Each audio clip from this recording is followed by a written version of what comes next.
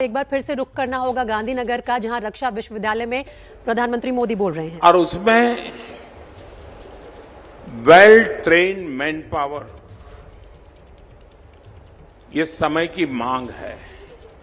और इसलिए रक्षा के क्षेत्र में 21वीं सदी की जो चुनौतियां हैं, उन चुनौतियों के अनुकूल हमारी व्यवस्थाएं भी विकसित हो और उन व्यवस्थाओं को संभालने वाले व्यक्तित्व का भी विकास हो। और उस संदर्भ में उस एक विजन को लेकर के ये राष्ट्रीय रक्षा यूनिवर्सिटी का जन्म हुआ। प्रारंभ में गुजरात में वो रक्षा शक्ति यूनिवर्सिटी के रूप में जानी जाती थी। बाद में भारत सरकार ने उसको एक पूरे देश के लिए अहम यूनिवर्सिटी के रूप में उसको मान्यता दी। और आज ये एक प्रकार से देश का नजराना है, देश का गहना है, जो राष्ट्र की रक्षा के लिए यहां जो चिंतन, मनन, शिक्षा, ट्रेनिंग होगी, वो राष्ट्र रक्षा के लिए आने वाले कालखंड में देश के अंदर एक नया विश्वास पैदा करेंगे। आज जो छात्र छात्रा यहां से पढ़ करके निकल रहे हैं, उन्हें और उनके परिवार के सदस्यों को मेरी तरफ से मैं बहुत बहुत शुभकामनाएं देता हूं। आज एक और पावन अवसर है। आज के ही दिन नमक सत्याग्रह के लिए इसी धरती से दांडी यात्रा की शुरुआत हुई थी। अंग्रेजों के अन्याय के खिलाफ गांधी जी के नेतृत्व में जो आंदोलन चला, उसने अंग्रेजी हुकूमत को हम भारतीयों के सामूहिक सामर्थ्य का एहसास करा दिया था। मैं दांडी यात्रा में सम्मिलित हुए सभी सत्याग्रहियों का पुण्य स्मरण करता हूं और आजादी के 75 साल जब मना रहे हैं, तब ऐसे वीर स्वातंत्र सेनानियों को आदरपूर्वक श्रद्धांजलि देता हूं। साथियों, आज का दिन स्टूडेंट्स, टीचर्स, पेरेंट्स के लिए बहुत बड़ा दिन है, लेकिन मेरे लिए भी एक यादगार अवसर है। जैसे अभी अमित भाई बता रहे थे, किस कल्पना के साथ इस यूनिवर्सिटी का जन्म हुआ था। और स्वाभाविक है कि लंबे अरसे तक मंथन किया, बहुत एक्सपर्ट्स लोगों के साथ मैंने संवाद किया, दुनिया में इस दिशा में क्या क्या हो रहा है उसका अध्ययन किया, और सारी मशक्कत के बाद एक छोटा सा स्वरूप यहां गुजरात की धरती पर आकार लिया। हम देख रहे हैं कि अंग्रेजों के जमाने में जो देश में रक्षा का क्षेत्र था, उस समय सामान्य तौर पर एक लॉ एंड ऑर्डर रूटीन व्यवस्था का हिस्सा था। और अंग्रेज भी अपनी दुनिया चलती रहे, इसलिए जरा दमखम वाले, लंबे चौड़े कद वाले डंडा चलाएं तो सब दूर पता चल जाए कि वो क्या है, इस इरादे से लोगों को रिक्रूट करते थे। जो रेशियल मासेस थे, कभी उसमें से चुनौती करते थे, और उनका काम भारत के नागरिकों पर डंडा चलाना, यही एक प्रकार से उनका काम था, ताकि अंग्रेज सुख चैन से अपनी दुनिया चला सके। लेकिन आजादी के बाद उसमें बहुत रिफॉर्म्स की आवश्यकता थी, आमूलचूल परिवर्तन की आवश्यकता थी। लेकिन दुर्भाग्य से हमारे देश में उस दिशा में जितना काम होना चाहिए, हम बहुत पीछे रह गए। और उसके कारण आज भी सामान्य जो परसेप्शन बना हुआ है, वो परसेप्शन खास करके पुलिस के संबंध में ये परसेप्शन ऐसा बना हुआ है कि भाई उनसे बच के रहो, इनसे जरा दूर रहो। यूनिफॉर्म में हमारे देश में सेना भी है, लेकिन सेना के लिए परसेप्शन क्या है? कहीं कोई संकट की घड़ी है और दूर से भी सेना दिखाई दे तो उसको लगता है कि अब तो कोई संकट नहीं है, ये लोग आ गए हैं। एक अलग परसेप्शन है और इसलिए भारत में ऐसे मैन पावर को सुरक्षा क्षेत्र में तैयार करके लाना बहुत जरूरी है, जो सामान्य मानवी के मन में एक मित्रता की अनुभूति करे, एक विश्वास की अनुभूति करे। और इसलिए हमारी पूरे ट्रेनिंग मॉड्यूल को बदलने की बहुत आवश्यकता थी। उसी गहन चिंतन में से भारत में पहली बार इस प्रकार का प्रयोग हुआ था, जो आज विस्तार होते होते राष्ट्रीय रक्षा यूनिवर्सिटी के रूप में आपके सामने प्रस्तुत है। कभी कभी लगता था कि रक्षा मतलब यूनिफॉर्म है, पावर है, हाथ में डंडा है, पिस्तौल है। आज वो जमाना चला गया है। आज रक्षा का क्षेत्र उसने अनेक रंग रूप ले लिए हैं, अनेक चुनौतियां पैदा हो गई हैं। पहले के समय कहीं एक जगह पे घटना होती थी तो उसकी खबर गांव के दूसरे कोने में पहुंचते पहुंचते भी घंटे लग जाते थे और दूसरे गांव में पहुंचते पहुंचते तो दिन लग जाते थे और पूरे राज्य में पहुंचते पहुंचते 24 घंटे 48 घंटे लग जाते थे। और उस दरमियान पुलिस बेड़ा अपनी व्यवस्थाएं कर लेता था, चीजों को संभाल पाता था। आज तेज गति से चल फ्रिक्शन ऑफ सेकंड में जब कम्युनिकेशन होता है, चीजें फैल जाती हैं। ऐसे समय किसी एक जगह से व्यवस्थाओं को संभाल करके आगे बढ़ना ये संभव नहीं रहा है।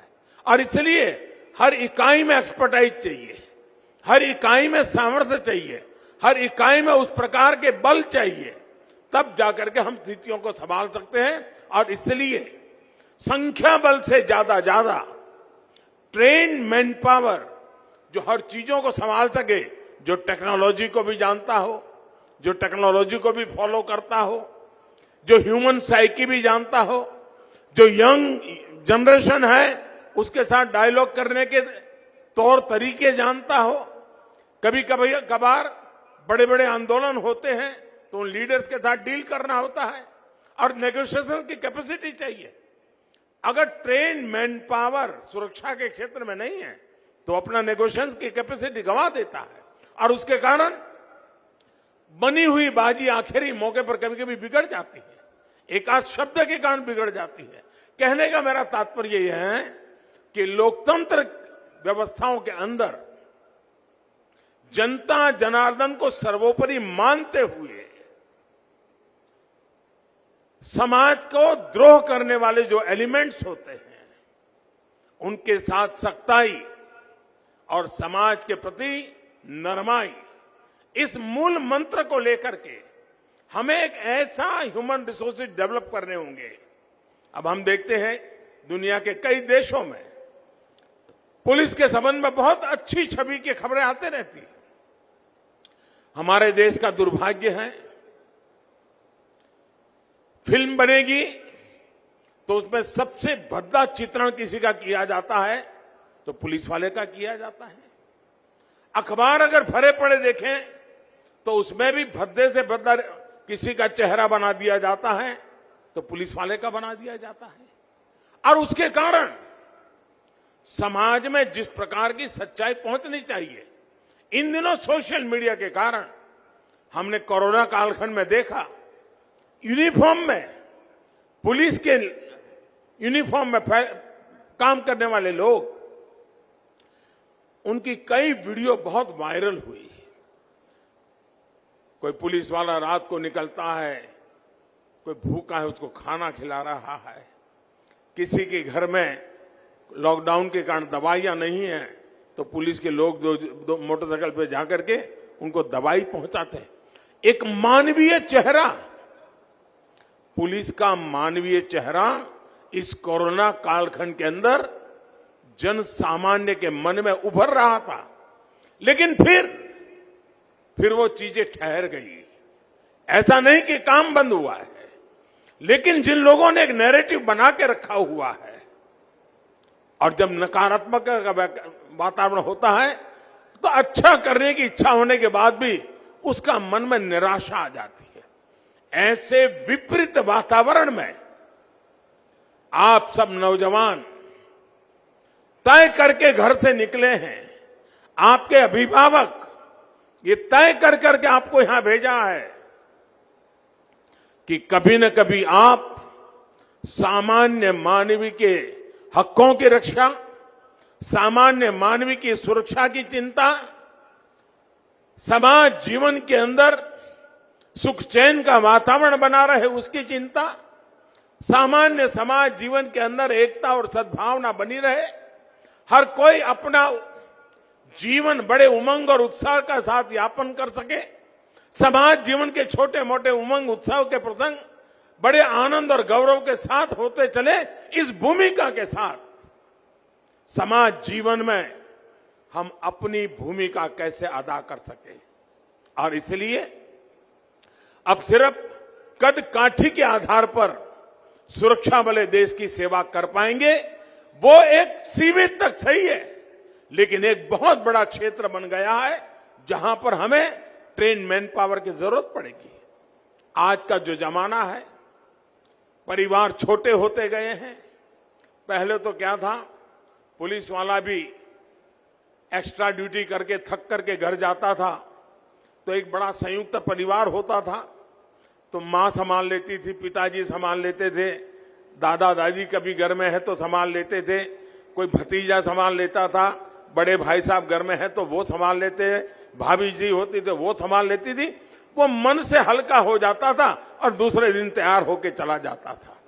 आज माइक्रो फैमिली हो रहे हैं, जवान कभी 6 घंटे नौकरी, कभी 8 घंटे, कभी 12 घंटे, कभी 16 घंटे, और बड़ी विपरीत परिस्थिति में नौकरी करता है, फिर घर जाएगा, घर में तो कोई है ही नहीं, सिर्फ खाना खाओ, कोई पूछने वाला नहीं, मां बाप नहीं है, कोई चिंता करने वाला एक अलग व्यक्तित्व नहीं है।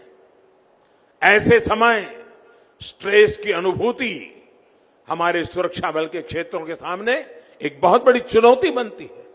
परिवार जीवन की कठिनाइयां, काम करते समय करनी पड़ती कठिनाइयां, उसके मन पर एक बहुत बड़ा स्ट्रेस रहता है। ऐसे समय में स्ट्रेस फ्री एक्टिविटी की ट्रेनिंग ये आज सुरक्षा क्षेत्र के लिए आवश्यक हो गई है, और उसके लिए ट्रेनर्स की आवश्यकता हो गई है। ये रक्षा शक्ति यूनिवर्सिटियां जो हैं, वे इस प्रकार के ट्रेनर भी तैयार कर सकते हैं जो शायद यूनिफॉर्म की काम में नहीं होंगे, लेकिन यूनिफॉर्म वालों को मन से मस्त रखने का काम यहां से ट्रेन होकर के लोग कर सकते हैं। आज सेना में भी बहुत बड़ी मात्रा में योगा टीचरों की जरूरत पड़ रही है। आज पुलिस बेड़े में भी बहुत बड़ी मात्रा में योगा और रिलैक्सेशन टेक्निक वाले टीचर्स की आवश्यकता लगी है। ये दायरा भी रक्षा क्षेत्र का अंदर आएगा। उसी प्रकार से टेक्नोलॉजी एक बहुत बड़ी चुनौती है, और मैंने देखा है कि अगर एक्सपर्टाइज नहीं है तो हम समय पर जो करना चाहिए वो नहीं कर पाते हैं, देर हो जाती है।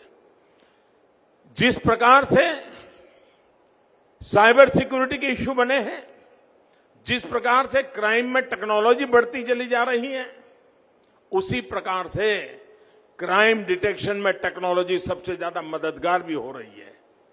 पहले के समय में कहीं चोरी हो जाए तो चोर को पकड़ने में लंबा समय लग जाता था, लेकिन आज कहीं सीसीटीवी कैमरा होगा, सीसीटीवी कैमरा के फुटेज देख लीजिए तो फिर पता चलता, हाँ ये व्यक्ति बड़ी आशंका से जा रहा है, पहले इस मोहल्ले में गया, फिर इस मोहल्ले में गया।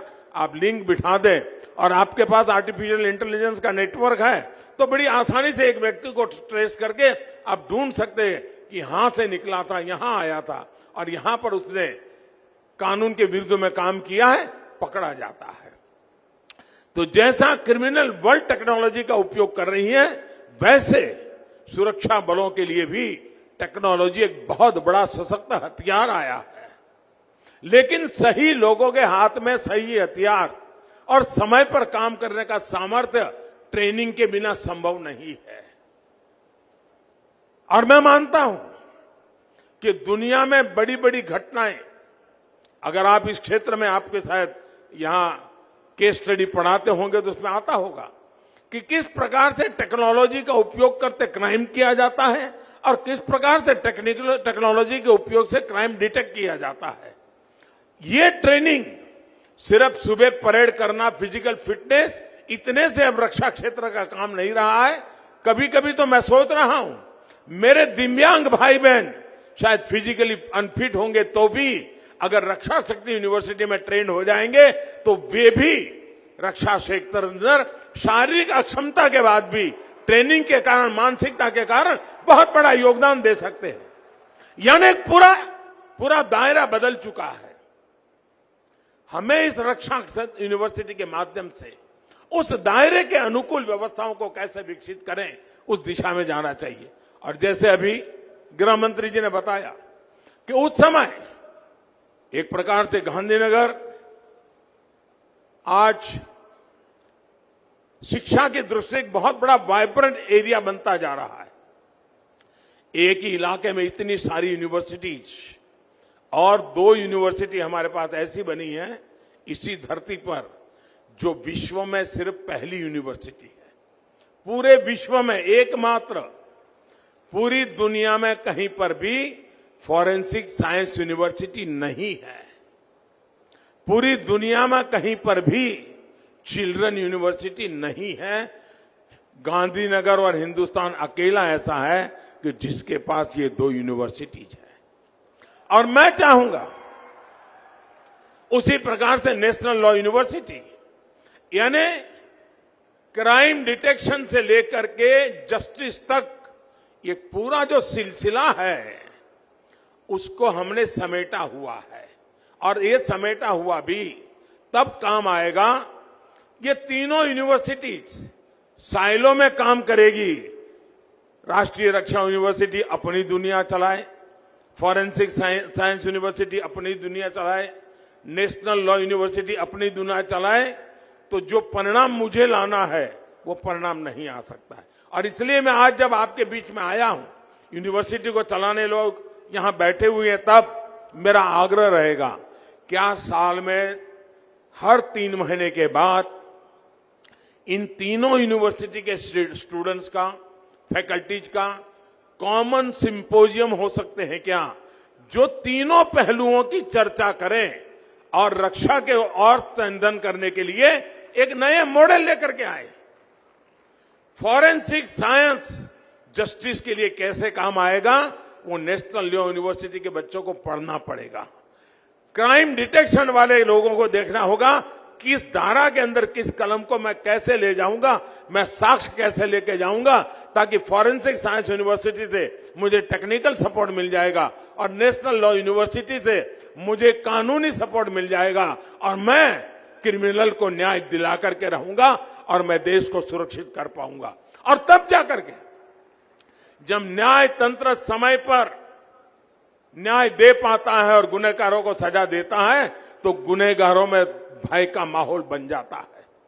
मैं तो रक्षा शक्ति यूनिवर्सिटी में ये भी चाहूंगा कि वहां ऐसे लोग भी तैयार हो जो जेल की व्यवस्थाओं के संबंध में उनकी मास्टरी हो। जेल की व्यवस्थाएं आधुनिक कैसी बने, जेल के अंदर जो कैदी है या जो अंडर ट्रायल है उनकी साइकी को अटेंड कर करके काम करने वाले लोग कैसे तैयार हो, वो गुनाह से बाहर कैसे निकले, किस परिस्थितियों में गुनाह करने गया था, इन सारी मनोवैज्ञानिक अध्ययन का काम फॉरेंसिक साइंस यूनिवर्सिटी में भी क्रिमिनल मेंटालिटी का बहुत बड़ा अच्छा अध्ययन होता है। रक्षा शक्ति यूनिवर्सिटी में भी उसका एक पहलू होता होगा। मैं समझता हूं क्या हमारे यहां से ऐसे लोग तैयार हो सकते हैं कि जिनकी एक्सपर्टाइज यही हो, जो कैदियों के अंदर पूरे जेल के माहौल को बदलने में काम कर सकते हो, उनकी साइकी को अटेंड कर सकते हो और एक अच्छा मनुष्य बना करके वो जेल से भी बाहर निकले। इसके लिए योग्य ह्यूमन रिसोर्स की आवश्यकता होती है। सिर्फ जो कल तक पुलिस में काम, लॉ एंड ऑर्डर का काम किसी शहर के किसी कोने में संभालता हो और अचानक उसको कह दिया जाएगा अब जाओ जेल में संभालो, उसकी ट्रेनिंग तो है नहीं। ठीक है, उसका इतनी ट्रेनिंग है कि इस प्रकार के क्रिमिनल लोगों के साथ कैसे बैठना उठना वो तो उसको जानता है, लेकिन इतने से बात बनती नहीं है। मैं समझता हूं कि इतने सारे क्षेत्र फैल चुके हैं, उन सभी क्षेत्रों के लिए हमने इस दिशा में प्रयास करना होगा। आज मुझे इस रक्षा यूनिवर्सिटी का ये भव्य भवन का लोकार्पण करने का अवसर मिला है। जब हम इसके लिए जगह आइडेंटिफाई कर रहे थे तब मेरे सामने बहुत बड़े प्रश्न आए थे, बड़े दबाव आते थे। हर एक का कहना था साहब आप इतना दूर क्यों भेज रहे हैं, ये क्यों कर रहे हैं। लेकिन मेरा मत था कि अगर गांधीनगर से अगर 25-50 किलोमीटर दूर जाना पड़े, इससे यूनिवर्सिटी की अहमियत कम नहीं होती है। अगर यूनिवर्सिटी में दम होगा तो गांधीनगर का सबसे बड़ा फोकस एरिया बन सकता है। और आज ये भवन देखने के बाद मुझे लगता है इसकी शुरुआत हो चुकी है, लेकिन इस भवन को हरा भरा रखना, ऊर्जावान रखना, शानदार बनाए रखना, ये दायित्व एक कॉन्ट्रैक्टर बिल्डिंग बना करके चले जाने से नहीं होता है, एक सरकार बजट खर्च कर दे इससे नहीं होता है। उसमें रहने वाला हर व्यक्ति उसे अपना माने, हर दीवार को अपनी माने, हर खिड़की को अपनी माने, हर फर्नीचर की एक एक चीज को अपनी माने और उसको अच्छा बनाने के लिए खुद कुछ करता रहेगा, तब जाकर के ये भवन अपने आप में शानदार रह सकते हैं। एक जमाना था अहमदाबाद में जब IIM बना था, 50 साल पहले की बात है, 50-60 साल पहले का वो भवन पूरे हिंदुस्तान में एक मॉडल के रूप में माना जाता था। बाद में जब नेशनल लॉ यूनिवर्सिटी का हमारा भवन बना तो पूरे हिंदुस्तान में नेशनल लॉ यूनिवर्सिटी के भवन की तरफ लोगों का आकर्षण हुआ था। मैं आज पक्का मानता हूं कि आने वाले दिनों में ये रक्षा यूनिवर्सिटी का कैंपस भी लोगों के लिए आकर्षण का कारण बनेगा। हमारे कालखंड में ही IIT का जो कैंपस बना हुआ है, एनर्जी यूनिवर्सिटी का जो कैंपस बना हुआ है, नेशनल लॉ यूनिवर्सिटी का कैंपस बना हुआ है, फॉरेंसिक साइंस यूनिवर्सिटी का जो कैंपस बना हुआ है, मैं समझता हूं इसमें एक और रत्न हमारे इस रक्षा यूनिवर्सिटी का कैंपस भी एक नया रत्न बनकर के जुड़ गया। और इसके लिए मैं आप सबको बहुत बहुत बधाई देता हूं और मुझे पूरा विश्वास है कि यहां पर एक नई ऊर्जा, नई उमंग के साथ और देश का जो क्वालिटी, यानी एक प्रकार से सोसाइटी का जो कृमि बच्चे होते हैं, मैं उनसे निमंत्रण देता हूं कि आप इस काम को छोटा मत मानिए। आइए, ये देश की सेवा करने का बहुत बड़ा क्षेत्र है और कोई यहां आए हुए भी और हमारे पुलिस के जवान भी, हमारी होम मिनिस्ट्री भी, ये कभी गलती हम नहीं करें। हमने न गलती की है पहले से हमारा। ये पुलिस यूनिवर्सिटी नहीं है, ये पुलिस यूनिवर्सिटी नहीं है, ये रक्षा यूनिवर्सिटी है जो संपूर्ण राष्ट्र की रक्षा के संदर्भ में मैन पावर तैयार करने वाली यूनिवर्सिटी है। वो अनेक फील्ड में जाएंगे, यहां से ऐसे लोग भी तैयार होंगे जो रक्षा के क्षेत्र में काम करने वालों का न्यूट्रिशन क्या होना चाहिए उसकी एक्सपर्टाइज होगी। कोई ऐसे एक्सपर्ट तैयार होंगे कि क्रिमिनल दुनिया के रिकॉर्ड बनाने के सॉफ्टवेयर कैसे होने चाहिए उस पर काम करेंगे। जरूरी नहीं कि उसको यूनिफॉर्म पहनने की नौबत आए, लेकिन वो यूनिफॉर्म की साइकी जानता है। काम कोई भी करता है वो मिलकर के अच्छा परिणाम दे सकते हैं। इस भावना के साथ आज इस यूनिवर्सिटी का हम प्रगति की दिशा में आगे बढ़ रहे हैं।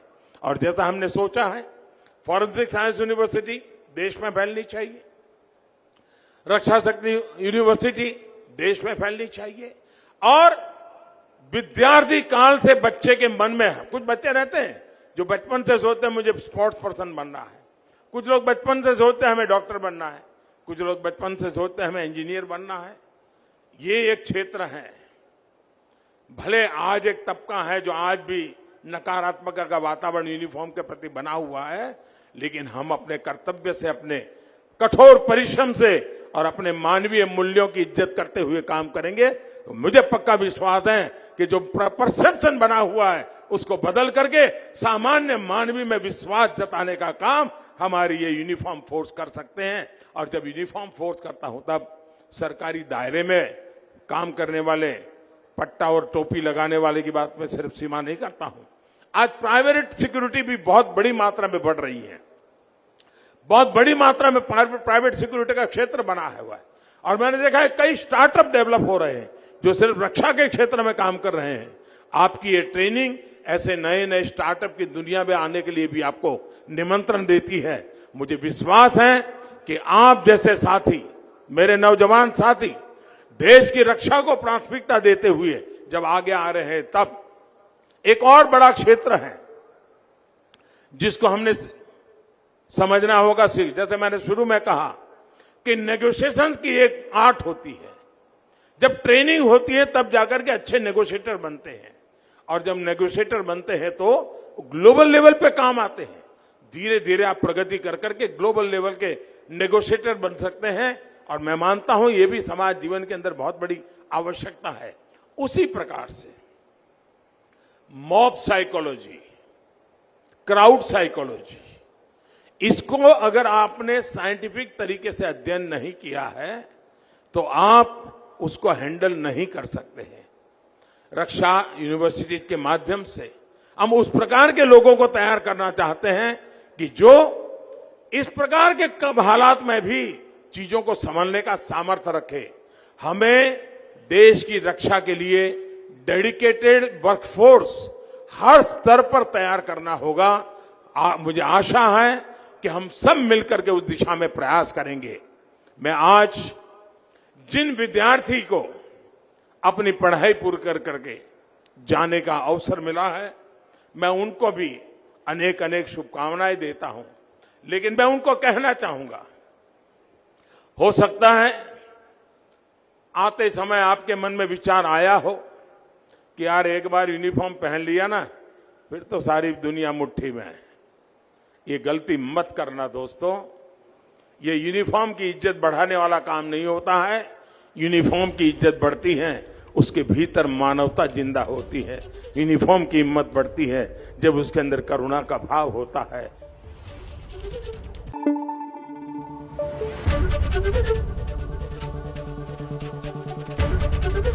एबीपी न्यूज आपको रखे आगे।